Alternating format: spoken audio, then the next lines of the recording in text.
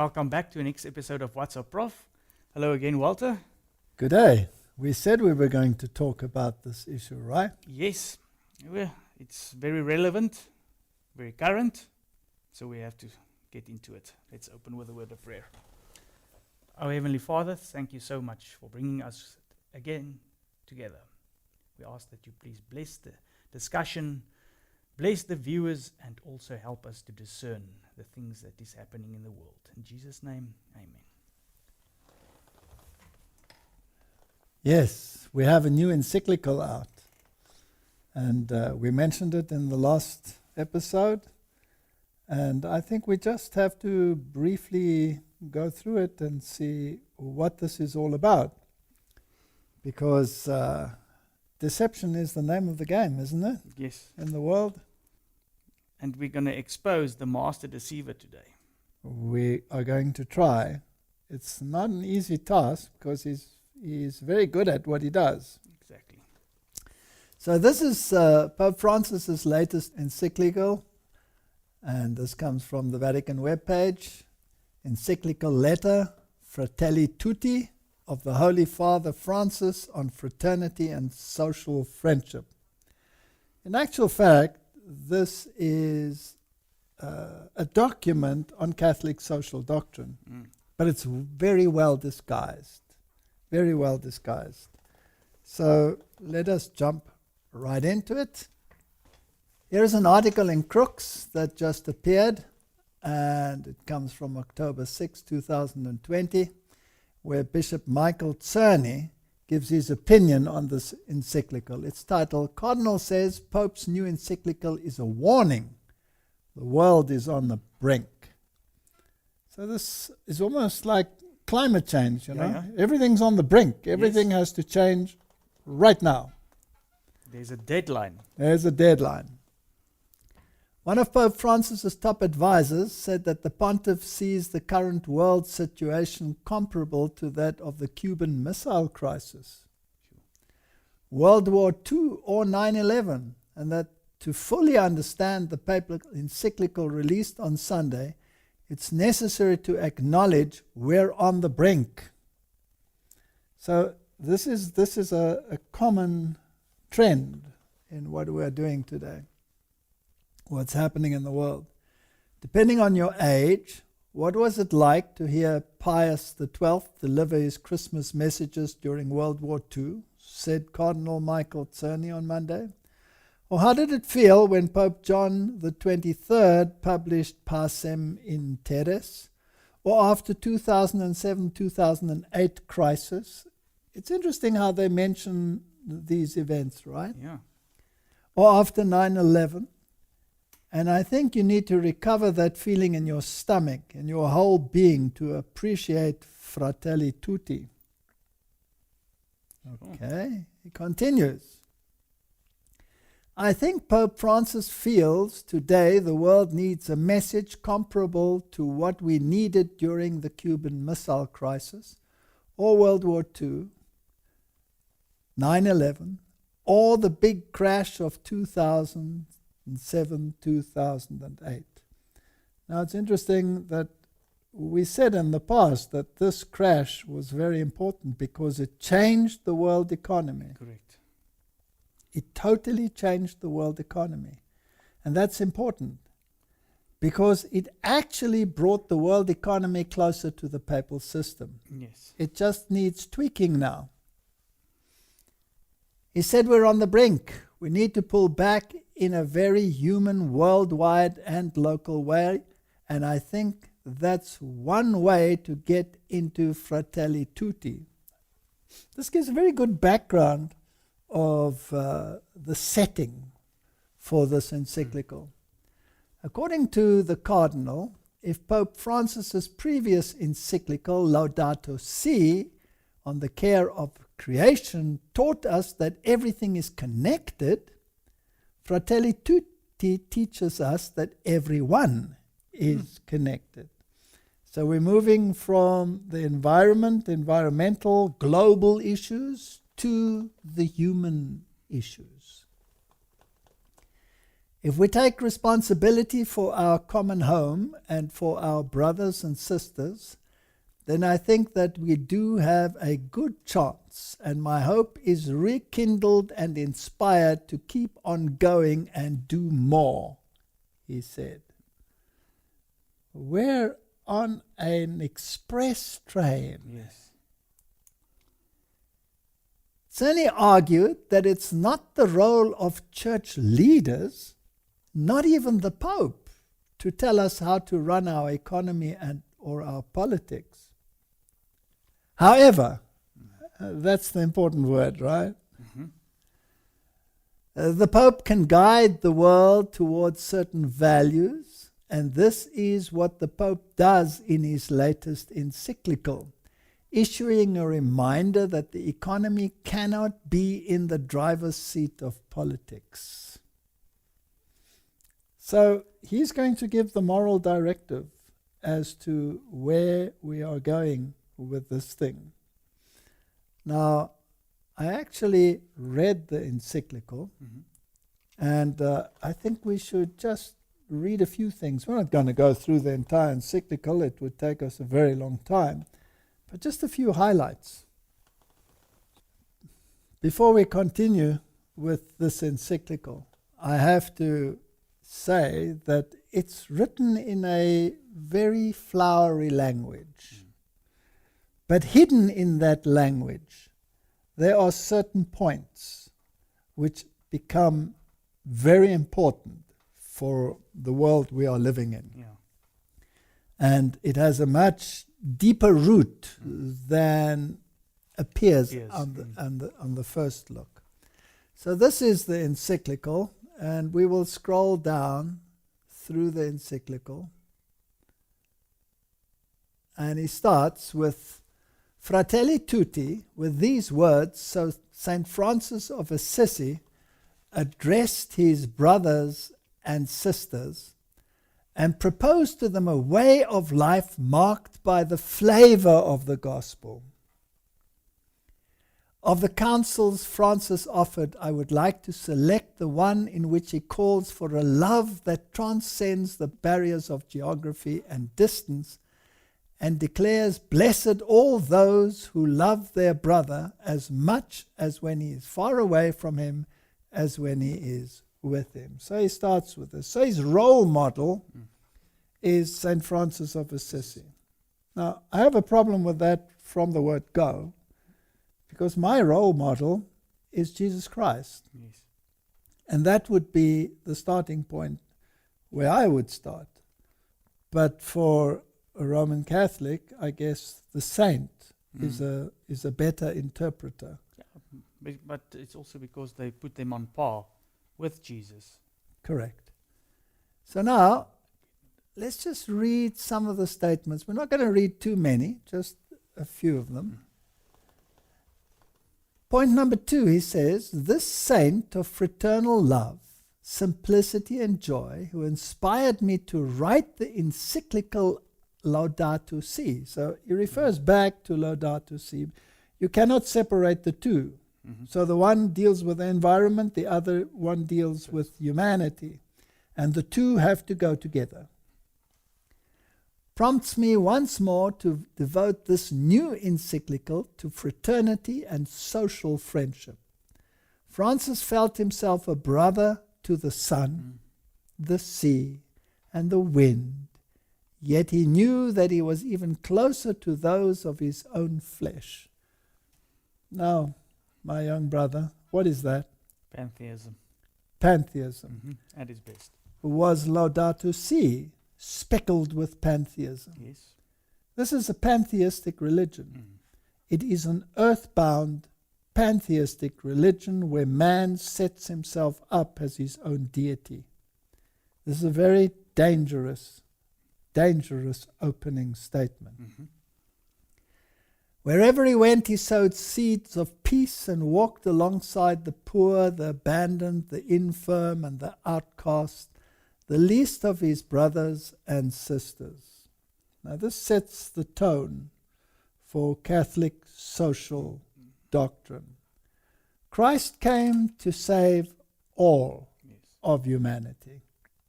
And Jesus said, the poor will be with you always. And there are discrepancies in the world which are not fair. Mhm. But the way in which they use the situation, which they often create themselves, is what is scary. And then he starts off by talking about without borders. Mhm. No borders. Now, we don't have to go into great detail. We know that Donald Trump was very strict on borders and that there was a problem there with borders. So he goes into this. He even talks about walls and all of these issues. He says Francis did not wage a war of words aimed at imposing doctrines. He simply spread the love of God. He understood that God is love, and those who abide in love abide in God, quoting 1 John 4:16. In this way, he became a father to all and inspired the vision of a fraternal society. Now, the problem with this sentence is that this is how many people believe today. All you need is to preach about the love of Jesus, nothing else, or maybe just love, and leave out Jesus. Yes. And that doctrines are a problem. That's why Francis did not wage a war of words aimed at imposing doctrines. Because it causes division. It causes division. And Pope Francis said, take away the doctrine, right? Mhm. So they don't want doctrine. They want their social theology. Yes. Now, their social theology will only work, of course, if there are enough poor people that they can get on board. So the poorer they can make society, the more likely they are to succeed in getting the power that they want. Yes. This was a very dangerous precedent. Now, again, he refers to Laudato Si. In the preparation of Laudato Si, I had a source of inspiration in my brother Bartholomew, the Orthodox patriarch. Then he says he had this grand Imam, Ahmad al-Tayyib.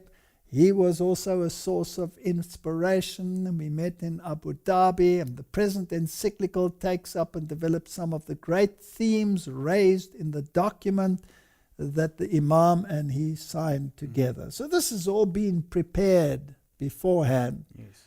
and the mega religions of the world seem to be on board. Yes. Right. That's the Muslim. Have you ever been to the Middle East? Have you ever been to these countries in the Middle East? No. Well, there you have a massive divide between the rich and the poor. So it is a very fertile ground for Catholic social doctrine. Yes. So as would be poorer countries, third world countries, whether they be in Africa, whether they be in South America. The target is Protestant countries that have developed a form of affluence which is not compatible with the rest of the world. And that has to be brought down, because that is the way in which you control humanity, right? Now, if you understand this, then you will see where they're actually heading. Of course, he has to bring in the COVID-19 pandemic and the reasons why we need rapid change. Anyone who thinks that the only lesson to be learned was the need to improve what we were already doing, or to refine existing systems and regulations, is denying reality. We need change. The new normal. Yeah. The Great Reset. We have to go to the Great Reset. It's interesting, he doesn't mention any specific legislation. He doesn't tout Sunday or any one of those. He did that before. Yes, he's just emphasizing Laudato Si, and that's been done there already. It's been done, so we don't have to go there. So if we continue, and here he has again this theme: let us dream them as a single human family. This is a globalist agenda. This is a one world government agenda. This is the Papal Agenda. How much of the world does he want to control? The whole world. The whole world. How much of the world must fall in with his philosophy? Well, everybody. Everybody. Mhm. Now, if we take the Trump campaign and we take the Biden campaign, which one is more in line with the New World Order idea? Biden campaign. The Biden camp, right? That's becoming very interesting to me. Because as we discussed last time, there are King of the North elements in both of them. And both of them stand for Catholicism, and Yes. as we dealt with in the last discussion. But this Pope and the papacy in general dreams of world dominance. Yes. World dominance. A one World. world order. And the Donald Trump philosophy, although church and state is very strong in that philosophy, which is part of the Roman philosophy, it's not very strong on the one world government No, philosophy. He's more nationalist. So dark clouds over a closed world, shattered dreams, and he continues on that issue. And he says, ancient conflicts thought long buried are breaking out anew, while instances of myopic, extremist, resentful, and aggressive nationalism are on the rise. Who's he referring to? Trump. Trump. Mm-hmm. In some countries, the concept of popular and national unity influenced by various ideologies is creating new forms of selfishness and a loss of social sense in the guise of defending national interests. So obviously we have this clash, right? Yeah. Thesis, antithesis, synthesis. What's interesting with this clash as well is a lot of people see Trump as the hero because he's going to get rid of this new world order. But here he is touting it. The Yes. Pope is touting it. If you take the QAnon story, there are so many that are pinning their hopes. Social media has banned all QAnon mentions lately. They also stated, of course, that the present Pope will be removed and that Ratzinger will again take over. But he's so old now. Yeah. I think this is all a pipe dream. There will be a synthesis somewhere along the line. So, yes, so they're working on this issue. Let's continue. He is very persistent that there seems to be a plan lacking for everyone. We need a global governance. And we don't have to go into the guise. He's talking about brotherly love and love for each other and love for our differences. Evangelism is totally out of the picture. We're all supposed to live side by side, happily acknowledging that the other one is just as much in the truth as we are. Yes. But the gospel is totally different. You The gospel says, go and go make to disciples. every tongue and nation and everybody and make disciples. Make disciples. And this is totally out in this new world order. He talks about the throwaway world. We don't have to read all of this in such flowery language. He talks about insufficiency of universal human rights and the rights of women and all the things, slavery, all of these issues. He mentions them.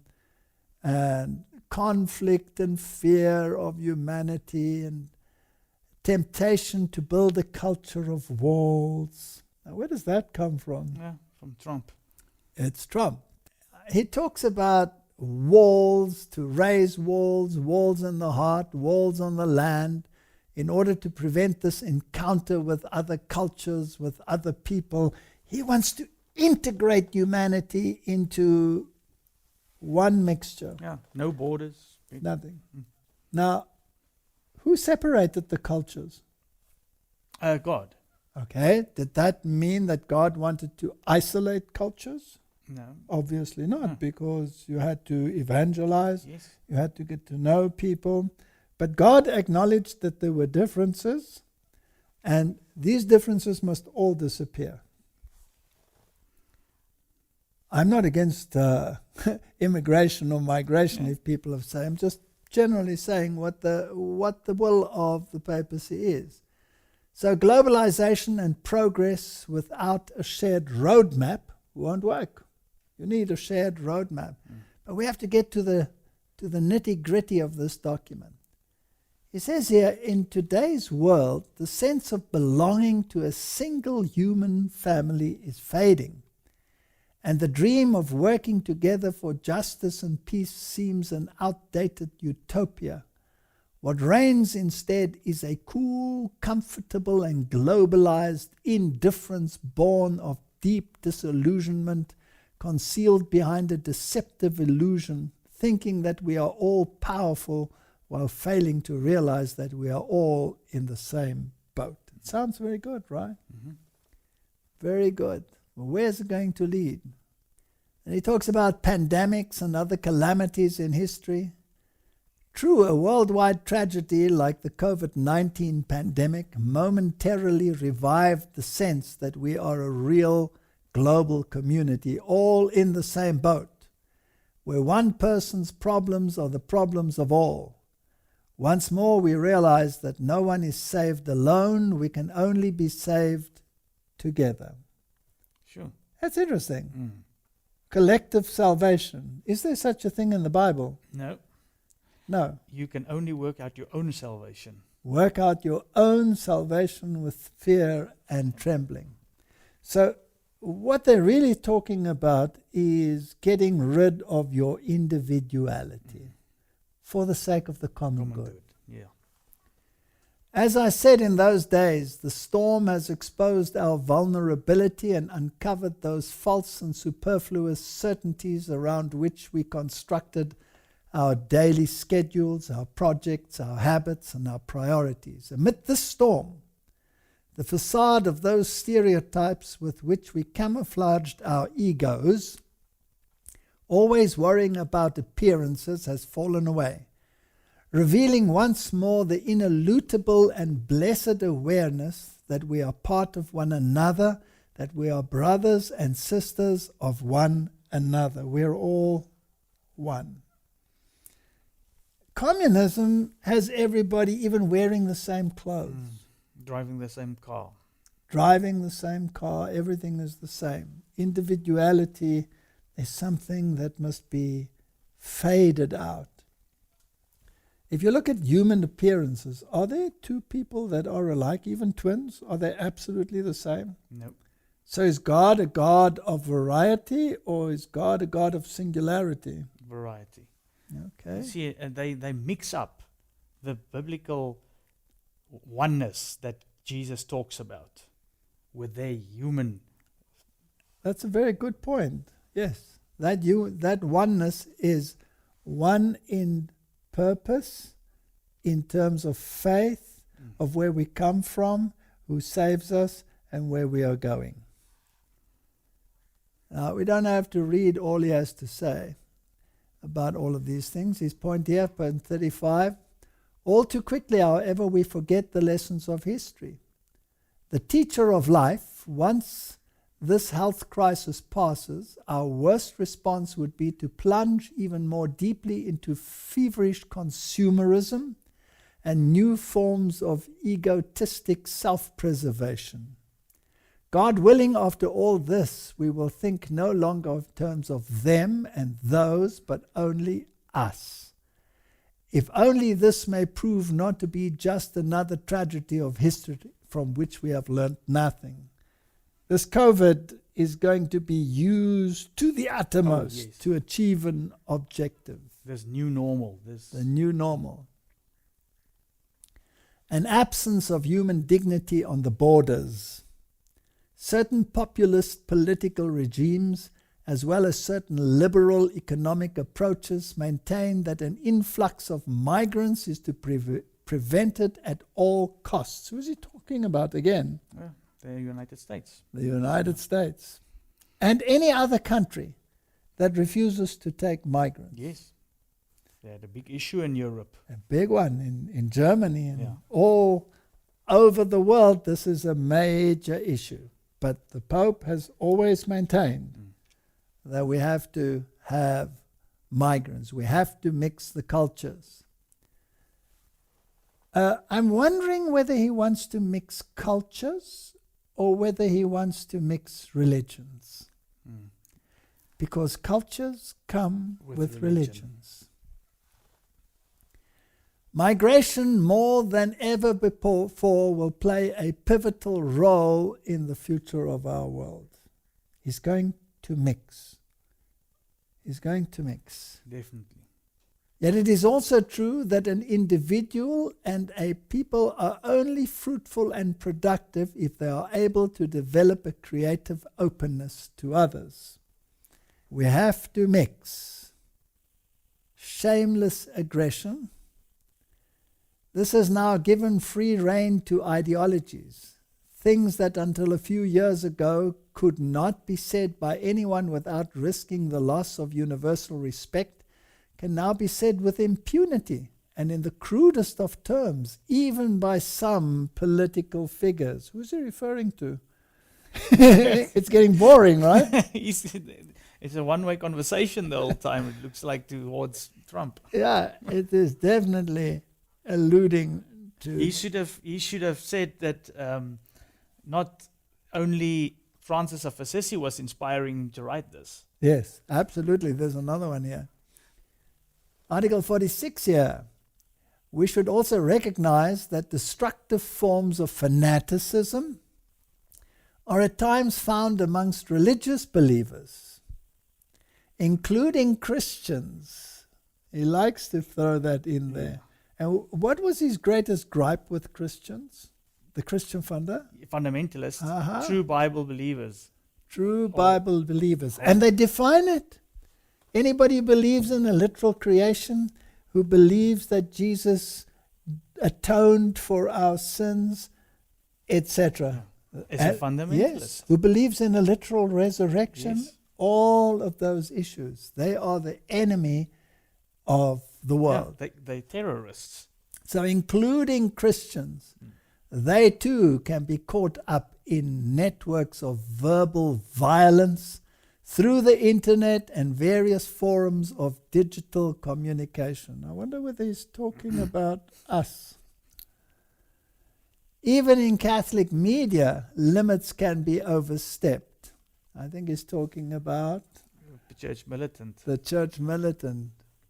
Defamation and slander can become commonplace, and all ethical standards and respect for the good name of others can be abandoned. How can this contribute to the fraternity of our common Father, asks us. But Jesus said, I have not come to bring peace, but a sword. Yeah. So the gospel will bring variance. He's cutting out the gospel. Very important. There's no room for the gospel in his fraternity. That's why Jesus Christ is not the norm. St. Francis becomes the norm. Information without wisdom, forms of subjection and self-contempt and hope, and very flowery language. And then he discusses in great detail the Good Samaritan. But he totally misses the point of who the Good Samaritan is. The Good Samaritan is Jesus Christ. Yeah. And what did Jesus Christ do when he came across this poor, battered man? He was on a journey. All the others that had passed by had come down from Jerusalem, and they ignored this man lying there.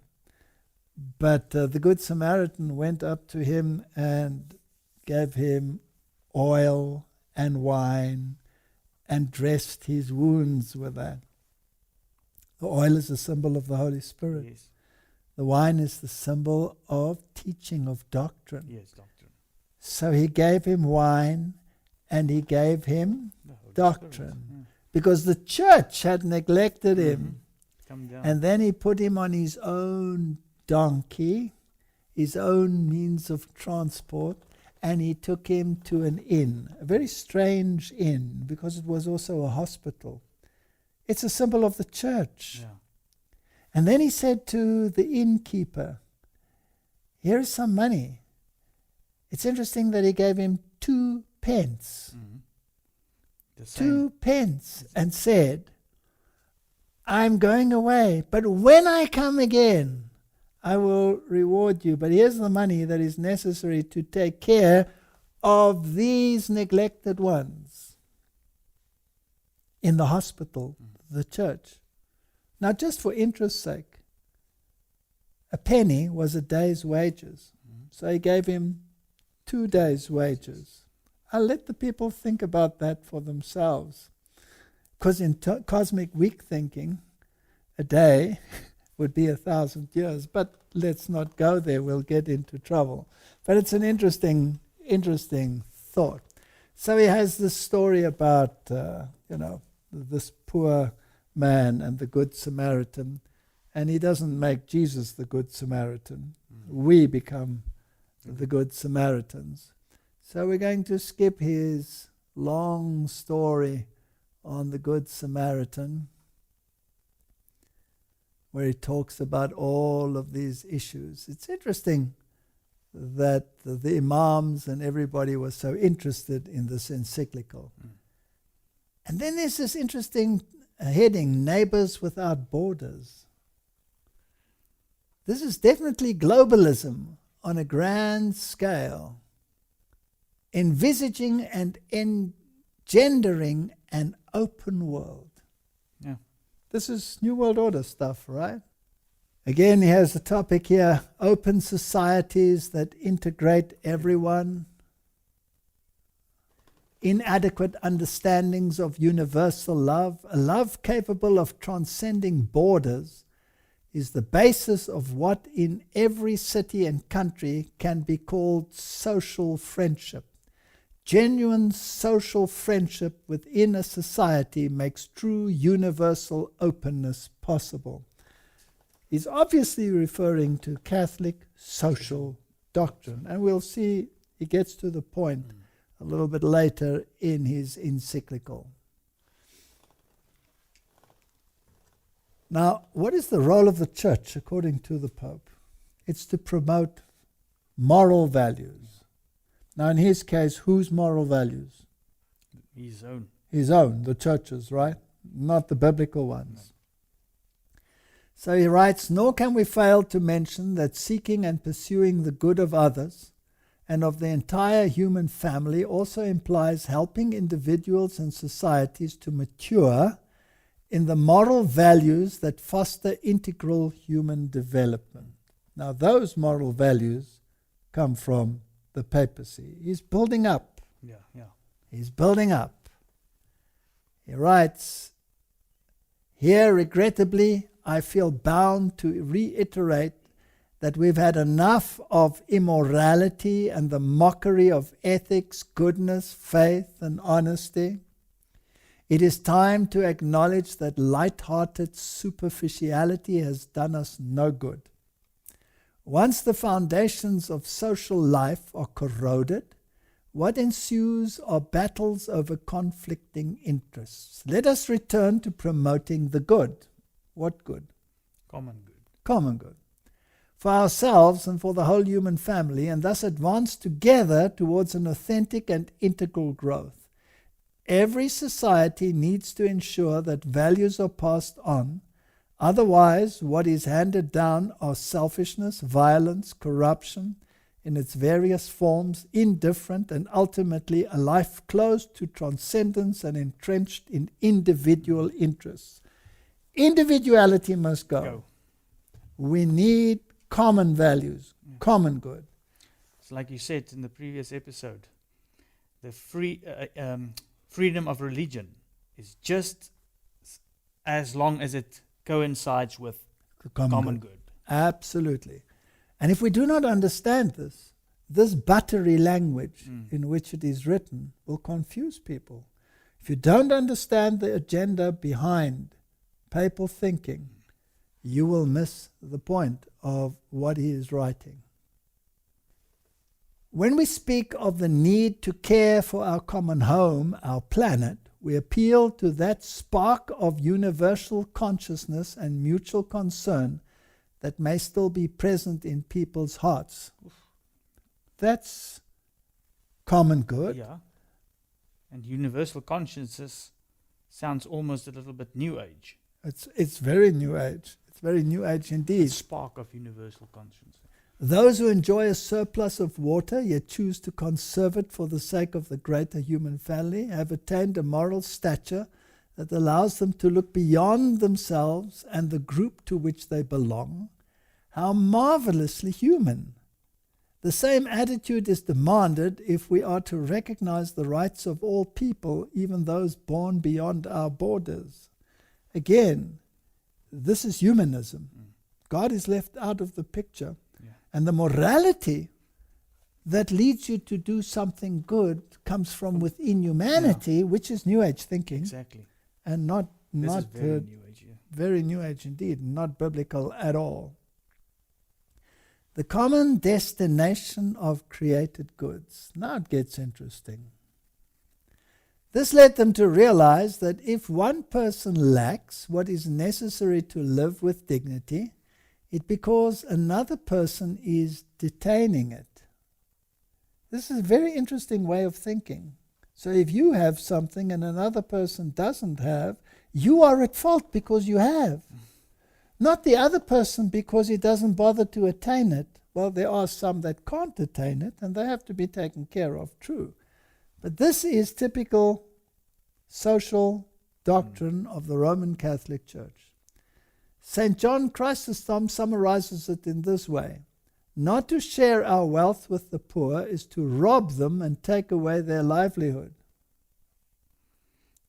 In other words, if you own something, you are a thief. Mm-hmm. The riches we possess are not our own, but theirs as well.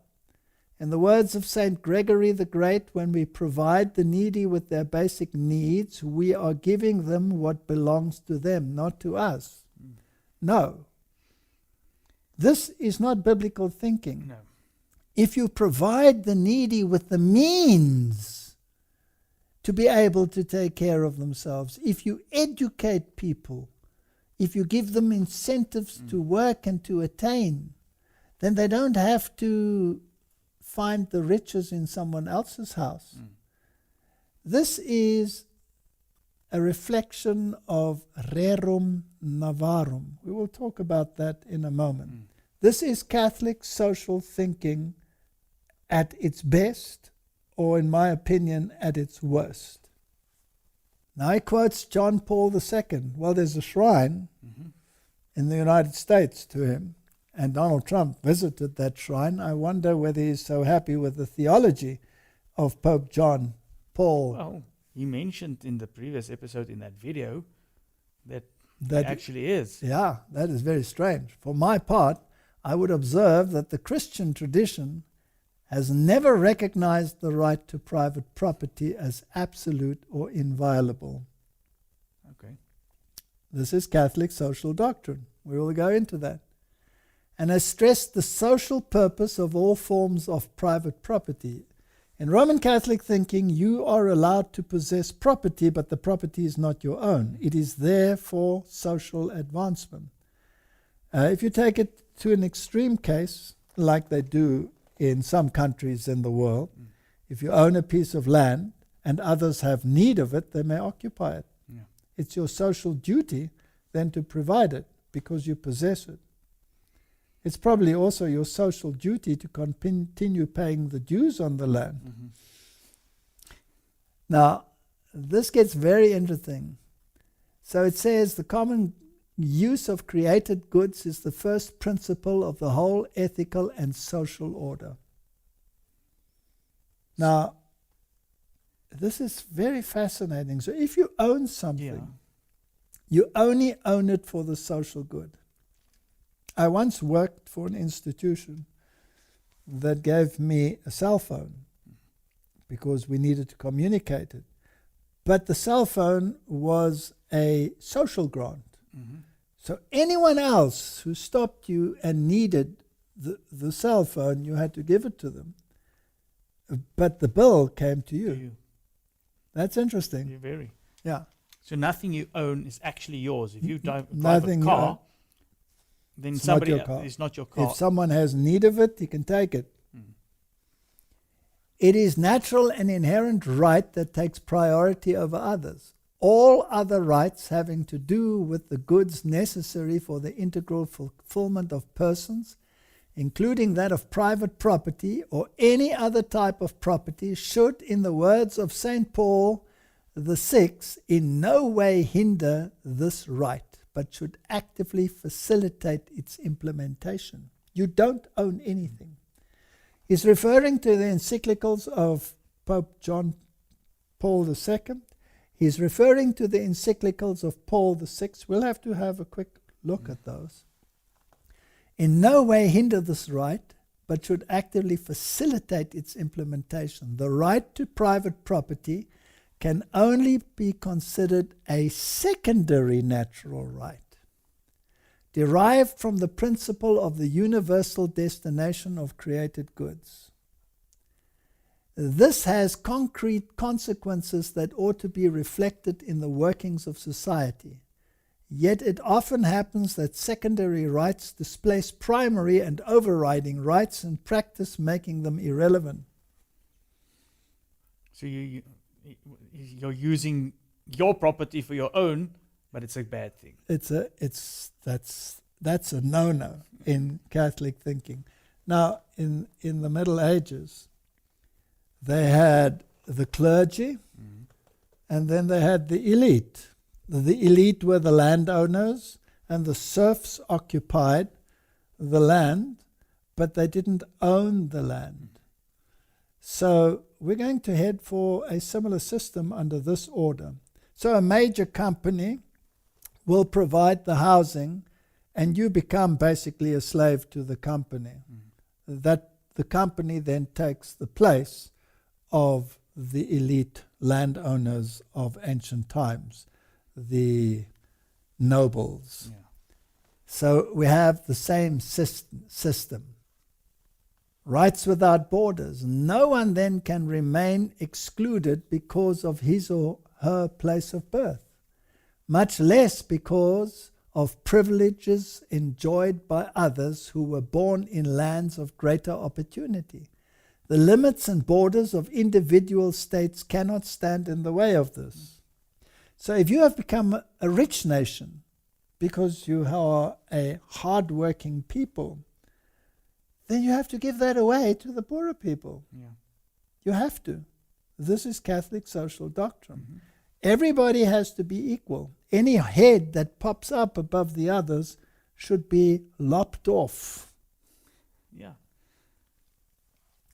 Development must not aim at the amassing of wealth by a few, but must ensure human rights, personal and social, economic and political, including the rights of nations and of peoples. So what applies to the individual applies to the nations.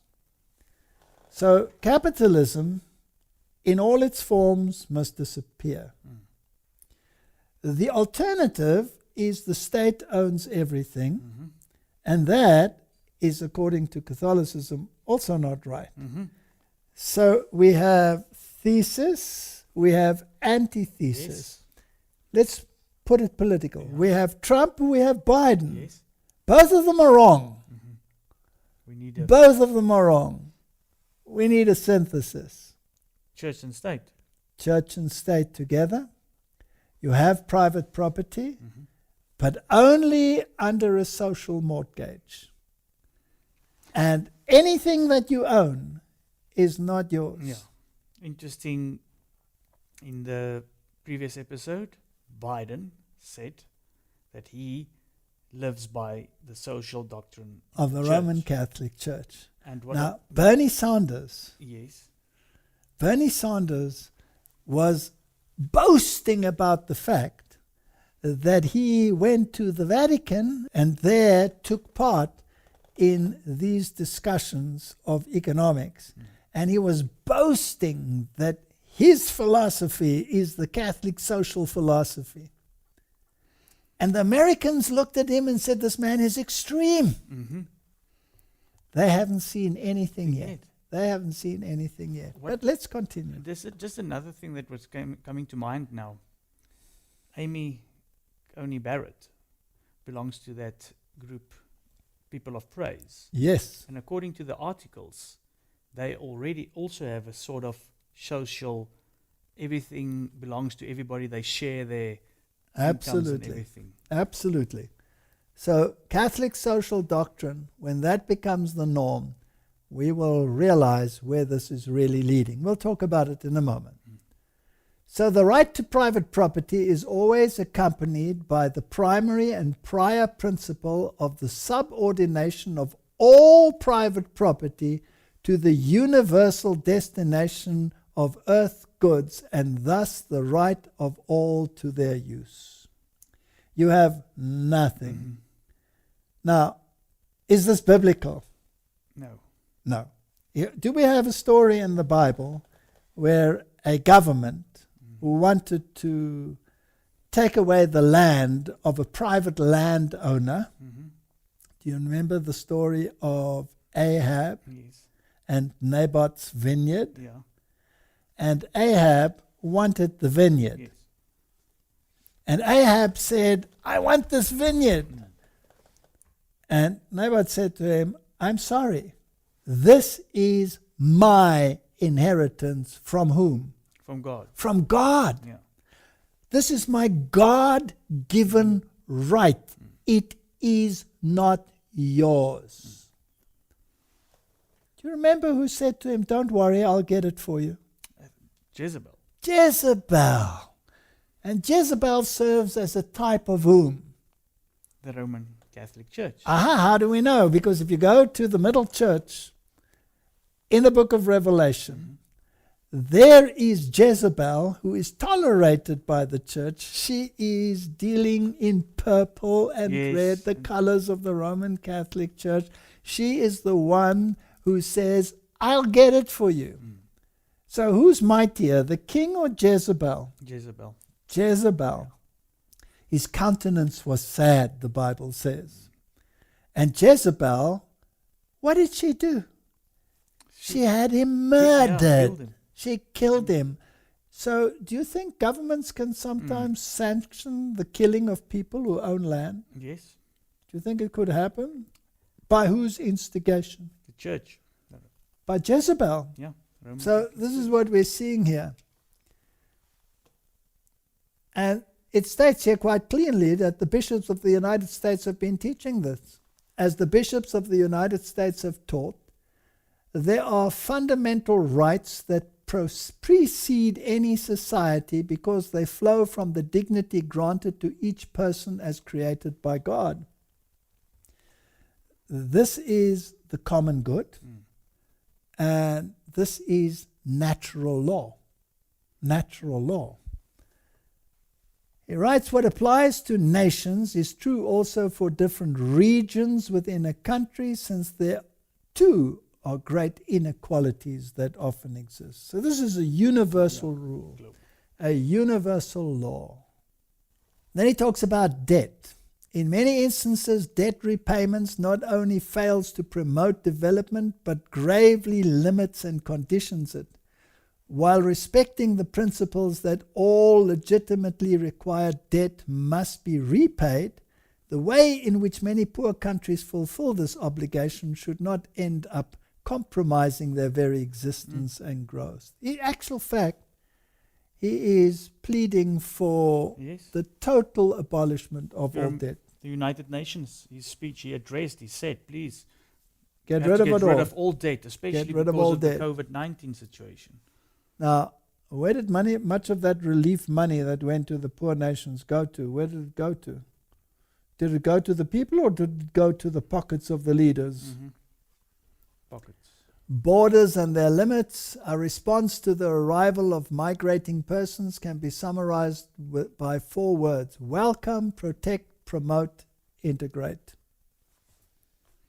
Same story. I'm not against migration, but if it is a migration in order to rob those who have and appropriate it for yourself as a right, then that is called in the Bible stealing. Yes, theft. It's against the commandments of God. This whole encyclical is against the commandments of God. But it's being praised. because it's got such buttery language of love and kindness. And it's under the garb of love your neighbor. Absolutely. But it's a distortion of love your neighbor. The arrival of those who are different, coming from other ways of life and culture, can be a gift. For the stories of migrants are always stories of an encounter between individuals and between cultures. There's nothing wrong with migration. Nothing wrong with it at all. But when you migrate in order to take, then you have a problem. Here he speaks about Latino culture that can ferment the values and possibilities that can enrich the United States. That's all fair enough. But the agenda behind the agenda is to mix the religions. Yes. To bring in more Catholics so that the Catholic vote will swing the thinking. He said it should be kept in mind that an innate tension exists between globalization and localization. We need to pay attention to the global so as to avoid the narrowness and banality. He's pushing for the global agenda. This is the papal agenda. A universal horizon. There's a kind of local narcissism, unrelated to a healthy love of one's own people and culture. It is born of a certain insecurity and fear of the others that leads to rejection and the desire to erect walls for self-offense. So it is becoming a criminal offense to have a particular culture. So if you are a German and you have a German culture, that has to disappear. If it's not for the common good, it has to go. Yeah. It has to go. So, very interesting encyclical. In fact, a healthy openness never threatens one's own identity. But what if the people threaten those that are living in the country? And then he asks in chapter 5 for a better kind of politics. The development of a global community of fraternity based on the practice of social friendship on the part of peoples and nations calls for a better kind of politics, one truly of the service of the common good. Sadly, politics today often takes the forms that hinder progress towards a different world. We are heading for a new world order. And when the kings of the world give their power unto this beast, they will find out what the purposes of Rome really were. And it will be too late. Yes. I find it interesting that he refers to the crisis 2007-2008, provided an opportunity to develop a new economy. Let's just think about that new economy. What was this new economy? What happened there? Well, the whole world was in debt and felt, and they had to bail everybody out. So who bailed out who? The governments bailed out industry. With billions of dollars, right? Okay. Did the government have the money? No. So how do you bail out someone if you don't have the money to bail them out with? So they created the money, right? Yes, and they bailed them out. They printed money. Okay, now let's just think about this and let the listeners contemplate this issue. It's a very interesting issue. Prior to the 2007-2008 crisis, there was private property and there was the government, private industry and the government. This was the first move to get rid of this individuality. So when the governments bailed out the industry, was it in the form of a loan or was it in the form of a buy-in? A buy-in. Aha. Yes. So the loans didn't have to be repaid. Yes. So now what happened post-2007, 2008, is that government and industry became partners. Why was it necessary that they become partners? So that the community would not suffer, right? Otherwise, everything would have collapsed, the community would have suffered. So government and industry in partnership with each other for the sake of community. Yeah. That's the definition of fascism. Yeah. That's the fascist system of government. And that is the government system that Rome wants. So the first step to achieving this world global economic order was the 2007-2008 economic crash, because it brought in a form of universal fascism, economically speaking. We're not talking about the trimmings of fascism. That's something else. Very fascinating. So it was to develop a new economy. Now we'll deal with that in a moment. I would also insist that to give to each his own, to cite the classic definition of justice, means that no human individual or group can consider itself absolute. No group. Entitled to bypass the dignity and the rights of other individuals of their social groupings. So you can't have your own identity. You may not. No. Now, what if you are a religious identity that is different from the rest? You'll have to change. You'll have to change. The effective distribution of power, especially political, economic, defense-related and technological power amongst the plurality of subjects, and the creation of a judicial system for regulating claims and interests are one concrete way of limiting power. Very interesting. So you're not allowed to be an individual. I would also note the need for a reform of the United Nations organization. Yeah. He's a very busy man. Yes. And likewise of economic institutions and international finance, so that the concept of the family of nations can acquire real teeth. Yeah. We're heading somewhere. Yeah. We're heading somewhere. Courage and generosity are needed in order freely to establish shared goals and to ensure a worldwide observance of essential norms. What does that mean?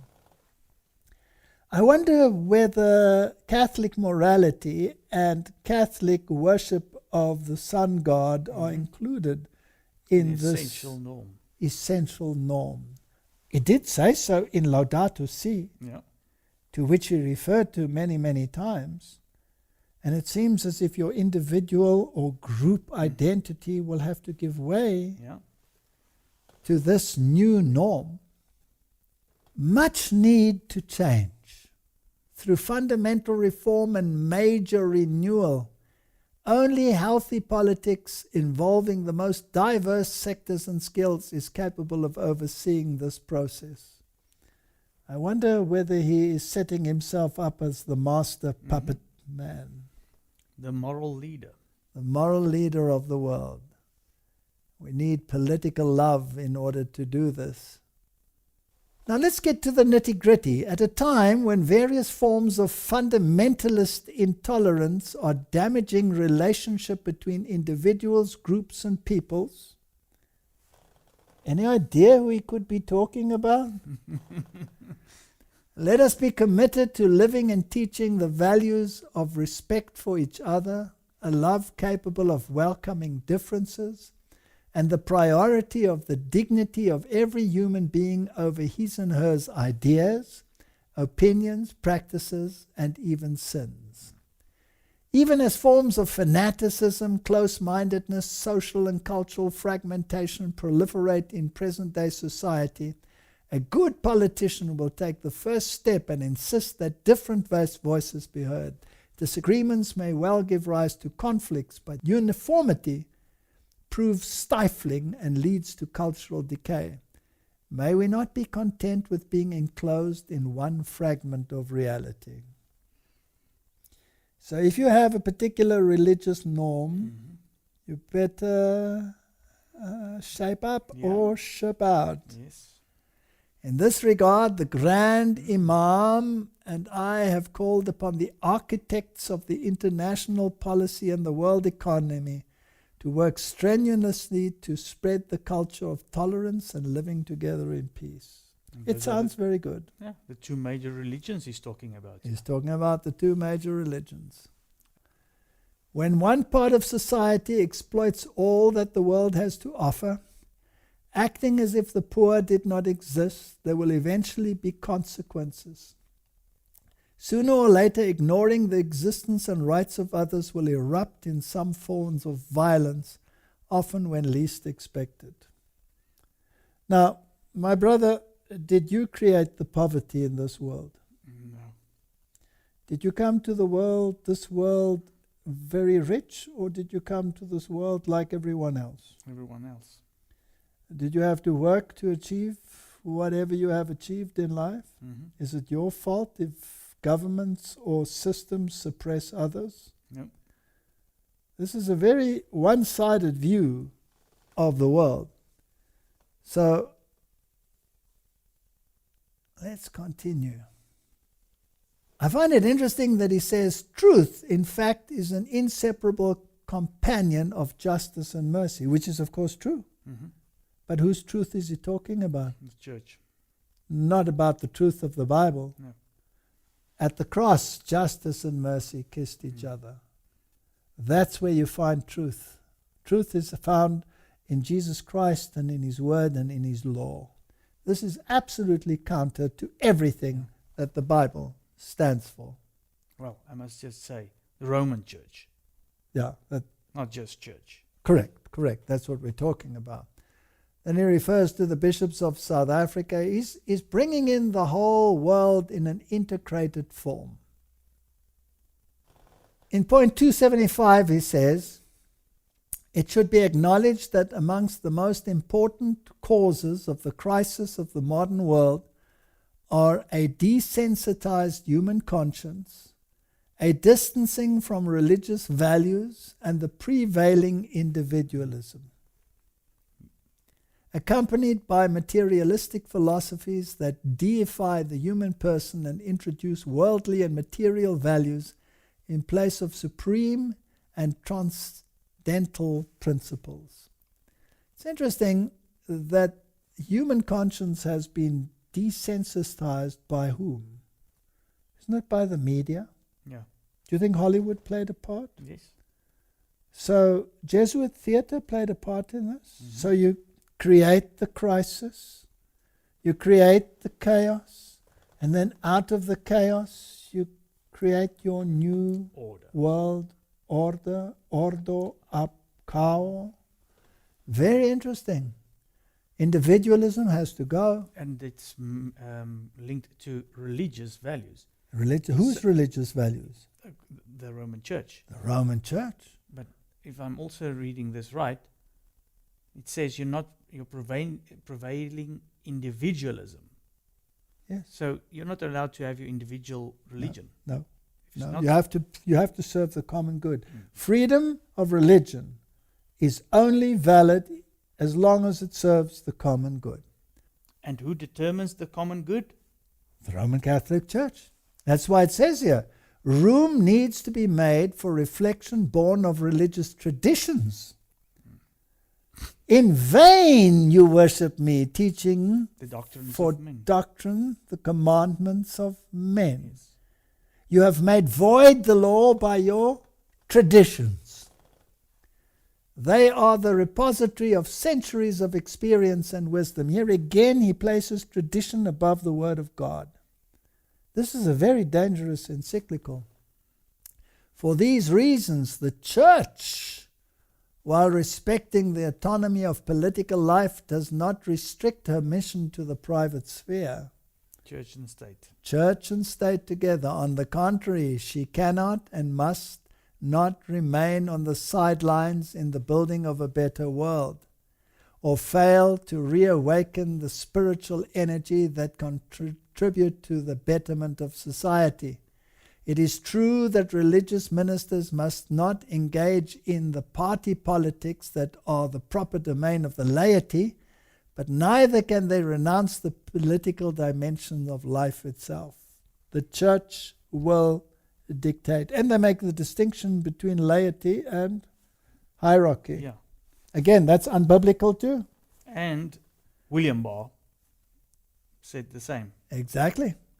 And he constantly says it involves constant attention to the common good and a concern for integral human development. This encyclical sets the stage for what is coming upon the world. We don't have to read it all, but it's interesting. The church has a public role over and above her charitable and educational activities. She works for the advancement of humanity and of universal fraternity. This is the issue. She does not claim to compete with earthly powers, but to offer herself as a family amongst families. This is the church, open to bearing witness in today's world, open to faith and hope and love for the Lord and for those whom He loves with a preferential love. A home with open doors. The church is a home with open doors because she is a mother. She is the mother of all the churches. She is the great whore of Babylon. Upon her forehead is written mystery. Babylon the Great. And then he introduces paganism by saying, for many Christians, this journey of fraternity also has a mother whose name is Mary. Having received this universal motherhood at the foot of the cross, she cares not only for Jesus, but also for the rest of her children. Now, Fatima promised that the whole world would be at the feet of the Roman Catholic Church. Well, let's say Mary at Fatima. It's interesting that they called it Fatima, and it brings, of course, the Muslim world into union with the Catholic world. But be that as it may, I think we've read enough of this encyclical to get the point. Yes. I want to point the viewers to this book, Ecclesiastical Megalomania, by John Robbins. It's a very fascinating book. And if you want to know more about Catholic social doctrine and the economic principles of the Roman Catholic Church, then you would be wise to read this book. I just want to read one or two statements here which might interest you. He quotes here Monsieur John Ryan, the Roman Catholic architect of the New Deal, and of course that was a Jesuit, and it says, but constitutions can be changed, and non-Catholic sects may decline to such a point that the political proscription of them may become feasible and expedient. What protection would they have then against the Catholic state? That's interesting. The latter could logically tolerate only such religious activities as were confined to members of the dissenting groups. It could not permit them to carry on general propaganda, nor accord their organizations certain privileges that had frequently been extended to all religious corporations. For examples, exemption from taxation as an example. The church will rule. In 1948, the Jesuit Cavalli explained Roman Catholic state political strategy in La Civiltà Cattolica. It says the Roman Catholic Church, convinced through its divine prerogatives of being the only true church, must demand the right of freedom for herself alone. Because such a right can only be possessed by truth, never by error. In a state where the majority of the people are Catholic, the Church will require that legal existence be denied to error, and that if religious minorities actively exist, they shall have only a de facto existence without opportunity to spread their beliefs. This is Jesuit thinking. If you belong to some group that believes the Bible, that believes that Jesus is the only way to salvation, that believes that the Word of God is the norm and standard for your life, that believes that the law of God in its entirety, all 10 commandments, is binding, you will be an anathema in the eyes of this church. Ayn Rand was right when she wrote in 1967 The Catholic Church has never given up the hope to re-establish the medieval union of church and state, with a global state and a global theocracy as its ultimate goal. He writes further, the Roman Church state in the 20th century, however, is an institution recovering from a mortal wound. This is biblical language from an economist. If and when it regains in full power and authority, it will impose a regime more sinister than any the planet has yet seen. And if people still do not believe us, let us just go through a few papal statements to show that this encyclical is absolutely in harmony with papal thinking and has nothing to do with fraternity and brotherly love. It has to do with megalomania and power hunger. I find it very interesting, my young brother, that Archbishop Quigley in 1903 in the Chicago Tribune wrote the following: when the United States rules the world, the Catholic Church will rule the world. And that is why the battlefield is in the United States of America. And the ideology which will eventually surface there, when this thesis and this antithesis, let's say Biden and Trump, clash, will produce the synthesis that has been prepared and already implemented since the 2007 and 2008 economic crash. But let us just go to some statements. I just want to say on that it's also biblical language. The image of the beast will give all its power to the beast. Absolutely. According to canon law, the control of all property of the Roman Church state belongs to the Pope, its supreme emperor. It's very clear. Yep. These are statements. This comes from Thomas Rees, Inside the Vatican, The Politics and Organization of the Catholic Church, Harvard University Press. The economic thought of the Roman Catholic Church. Private property.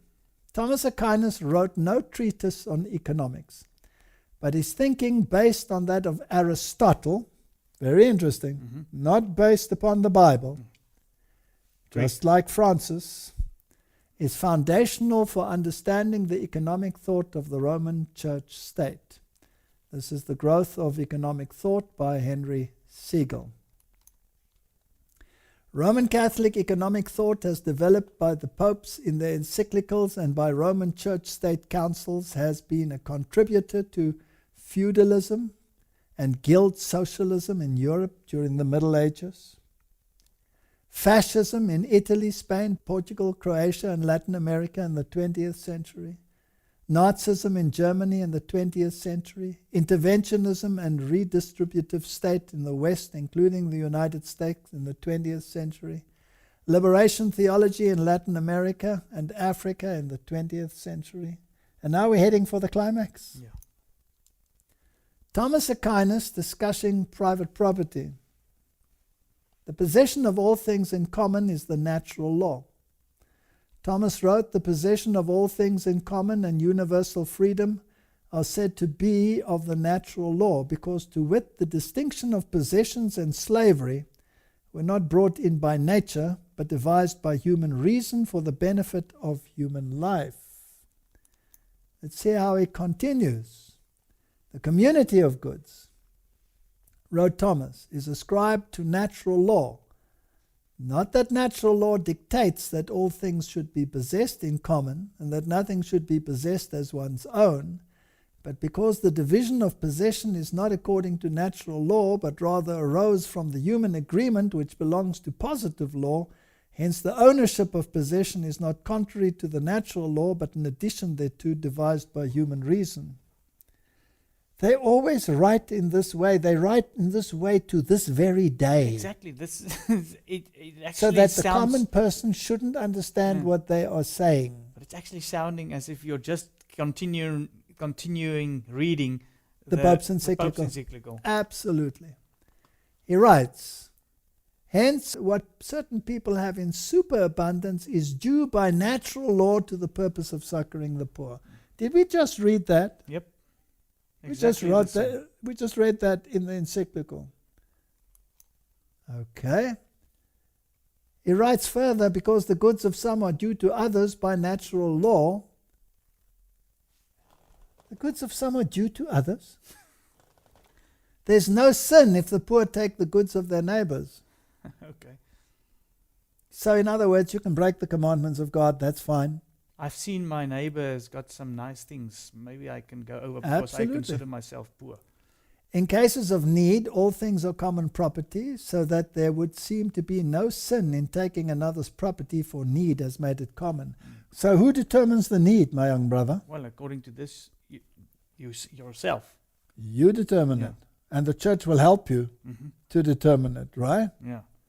Not only is such taking of another's property not a sin, it is not even a crime, according to Thomas. It is lawful for a man to succor his own need by means of another's property, by taking it either openly or secretly. Nor is this, properly speaking, theft and robbery. It is not theft, properly speaking, to take secretly and use another's property in a case of extreme need, because that which he takes for the support of his life becomes his own property by reason of this need. And a case of like need, a man may also take secretly another's property in order to succor his neighbor in need. Now in the United States and in many countries around the world, we've had riots and looting. And 99% of the time, the looters get away scot-free, and the owners are sitting crying because their goods have been redistributed without consequence. So you don't have to question anymore why that happens, that when people take something of somebody else, Yes. nothing happens And to why them. you should actually defund the police. Mm. Get rid of them. Because everything is common. You have no right to have something in superabundance. Now, if you have a store full of things, that's really a superabundance. How about just looting the store? Yeah. That's fine. No consequence. The church says it's not a sin. The Roman Catholic doctrine of private property is echoed in the 19th century communist slogan, from each according to his ability, to each according to his need. So human rights are more important than property rights. It was the creed of Lyndon Johnson's Great Society: we shall take from the haves and give to the have-nots who need it so much. It appears in the literature of fascism, Nazism, liberation theology, interventionism, and socialism. This is what the Bernie Sanders people and all of them are all about. This is Roman Catholic doctrine. Now, John Paul II, who is such a hero in the United States at the moment, expression of his 1987 encyclical on social concern: it is necessary to state once more the characteristic principle of Christian social doctrine. The goods of this world are originally meant for all. The right of private property is valid and necessary, but it does not nullify the value of this principle. Private property, in fact, is under a social mortgage. It doesn't belong to you. It belongs to everyone. Which means that it has an intrinsically social function based upon and justified precisely by the principle of the universal destination of goods. So who owns everything? The church. And nobody else owns anything, not even governments. No. The church owns everything. Everything. If you go back in history and you go to the map of South America, where the Pope took his finger and said, this belongs now to my good country Portugal. This here belongs to my good country Spain. If you do not toe the line, I'll take it away from you and give it to someone else. He'll put his hand over Czechoslovakia and say, well, the Czech Republic, and say, this no longer exists because a Jan Hus dared to sway the populace away from Rome. that country, that economy won't exist. Pope Paul VI, did Francis just quote him? Yes. Each man has therefore the right to find in the world what is necessary for himself. The recent Council, Vatican II, reminds us of this. God intended the earth and all that it contains for the use of every human being and people. Thus, as all men follow justice and unite in charity, created goods should abound for them on a reasonable basis. All other rights whatsoever, including those of property and of free commerce, are to be subordinate to this principle. You don't own anything. No. And just on the previous one with John Paul II, it looks like maybe Trump is now against all this, the property and everything belonging to everybody. But like you said, he endorses John Paul II. Absolutely. Absolutely. And here he quotes, if one is in extreme necessity, he has the right to procure for himself what he needs out of the riches of others. That's exactly what Thomas Aquinas said. These people are not saints. They're criminals in the eyes of God. And we label them, or the church labels them saint. Therefore, because private property is immoral, all men, individual and governments have the moral obligation to redistribute goods held unjustly by property owners. Sure. Interesting, right? John Paul II says all goods includes not just goods found in nature, but manufactured goods as well. So you don't have a right to your TV if someone else has need of it. Or your motor vehicle. Nothing. Hijacking. Everything is permissible. No wonder society is in the state that it is in. They have made void God's law. This system is called by God lawlessness. The man of sin, the man of lawlessness. This is what he is. He makes void the law of God and sets himself up as the moral value system of the world in the name of the very one who he is usurping of his power. Yeah, Jesus. Absolutely. And I get very passionate about this. And I would just also again like to reiterate. Don't think, but this is the Pope and this is the Roman Catholic Church. It's just nothing. You just heard in the previous episode, Biden and Trump uplift this institution. Yes, and not only that, the groundwork for the implementation of these things has already been done. Yeah. So this is not a philosophy somewhere on the horizon. This is at the door. And this encyclical that you've just been going through acknowledges also that Rome has not changed. Rome has not changed one iota. And this encyclical by Pope Pius, Rerum Novarum, on the condition of the working classes, one of the Roman Church's most influential statements on the economic matters is the 1891 encyclical Rerum Novarum on the condition of the working classes. Nothing has changed. This encyclical comes from 1891. And every pope has quoted it. In this encyclical, the Roman Church state allies itself with the Proletariat, which in Marxism is the great and final enemy of the capitalist order. Pius, writing in 1931, declared that the Rerum Novarum stood out in this, that it laid down for all mankind unerring rules for the right solutions of the difficult problems of human solidarity, called the social question. This is Pius writing in Quadragesimo Anno. John the 23rd wrote, and he quoted the Rerum Novarum. And this is the Pope that started Vatican II, remember. By far the most notable evidence of this social teaching and action which the Church has set forth through the century undoubtedly is the very distinguished encyclical letter Rerum Novarum. I want to say to you today that the encyclical which Pope Francis has just released couched in this buttery, flowery language, is nothing other than a rehash of Rerum Novarum. Issued 70 years ago, the norms and recommendations contained therein were so momentous that their memory will never fall into oblivion.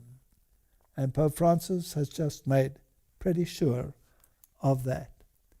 He told us that the encyclical Rerum Novarum was instrumental in ending laissez-faire capitalism in the 20th century by ushering in the era of effective interference by government. You have no privacy. And haven't they taken that to a new level, that they've taken away your privacy? Yes. It's in your pocket every single day when you carry your phone with you. Yes, and now with the COVID-19, look at the surveillance. Absolutely. There's no privacy. No privacy. This is from the book Ecclesiastical Megalomania that I'm quoting now. He says, Rerum Novarum was the voice of moral authority needed to ensure the development of effective interference by all governments in the 20th century. Pius XI wrote, "It is not surprising, therefore, that under the teachings and guidings of the Church, many learned priests and laymen earnestly devoted themselves to the problem of elaborating social and economic science in accordance with the conditions of our age." So who fomented the violence in the world? The Church. Yeah. And now they use the violence to implement their system. Under the guidance and in the light of Leo's encyclical Rerum Novarum, that's almost 130 years ago, Yeah. was thus evolved a truly Christian social science which continues to be fostered and enriched daily by the tireless labors of those picked men whom we have named the auxiliaries of the Church. I wonder who these picked men were. Is it the men running the politics of the world? Yep. For 130 years already. And who constantly is standing by their side? Their Jesuit guides and prelates. Yep. Nor were these the only blessings which followed from the encyclical. The doctrine of Rerum Novarum began little by little to penetrate amongst those who, being outside Catholic unity, do not recognize the authority of the Church. The kings of the world will give their power unto the Church, unto the Roman Catholic system, and it's going to happen.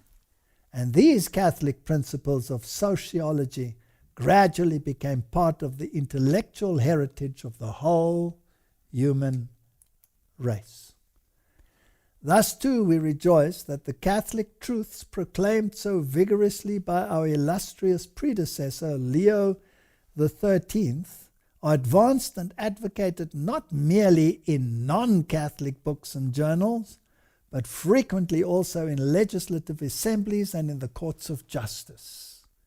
The Bidens of this world, the Bernie Sanderses of this world, they are speaking this language.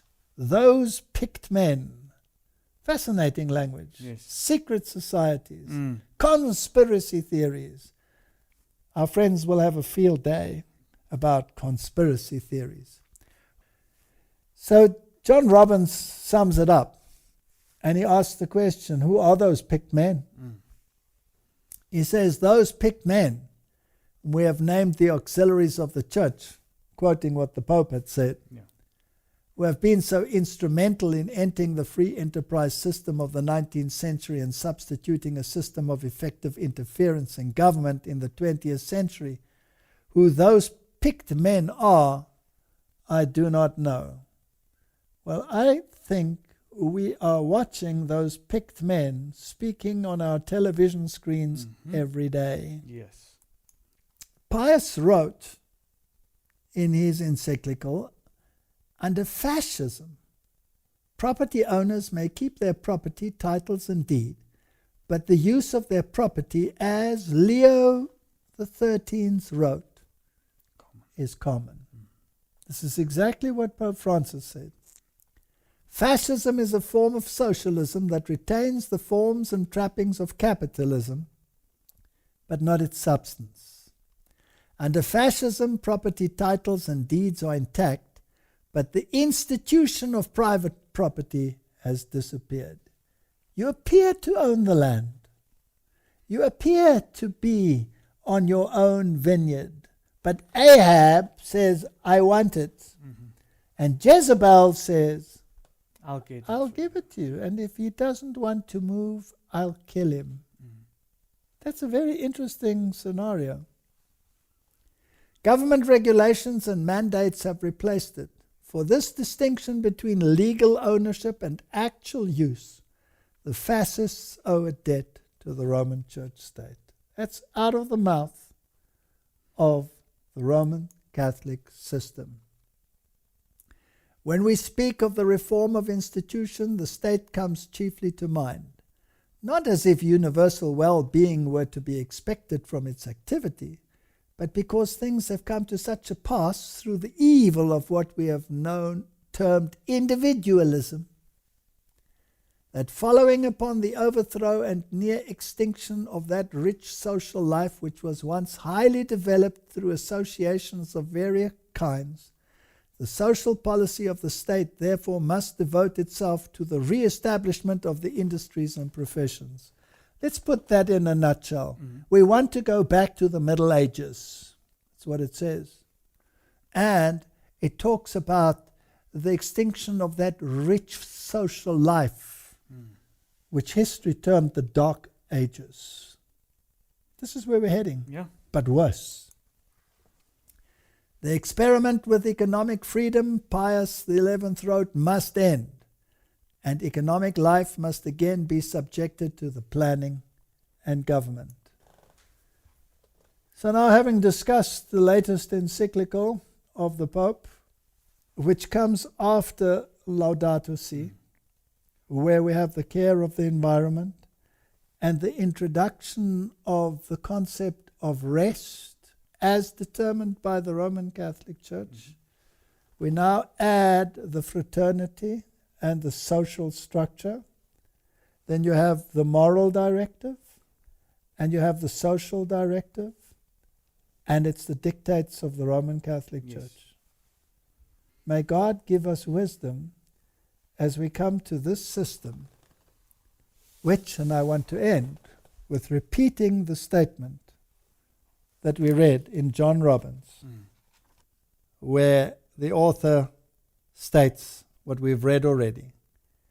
The Roman Church state in the 20th century, let's make that the 21st century, however, is an institution recovering from a mortal wound. If and when it regains its full power and authority, it will impose a regime more sinister than any the planet has yet seen. This is on page 195 of this book. May God grant humanity mercy, and may they find refuge under the wing of Jesus Christ, so that they may understand what true liberty is all about. It is bound up in His law. Yes. It is bound up in His law, which is a transcript of the character of God, and grants you rights which they, with impunity, will remove from you. Let's pray. Heavenly Father, we are heading for the very final moments of Earth's history. We are in very serious times, and there is only one solution that is left. Because I know, Lord, that the kings of the world will give their power unto this beast. And the solution is the rock cut out without human hands that will strike the statue and bring the systems to an end, so that not even the dust will remain. May that day come soon, in Jesus' name. Amen. Amen. Thank you for watching this video. To subscribe, click here. When the bell appears, click again to get notifications. To watch the next video, click here. Thank you.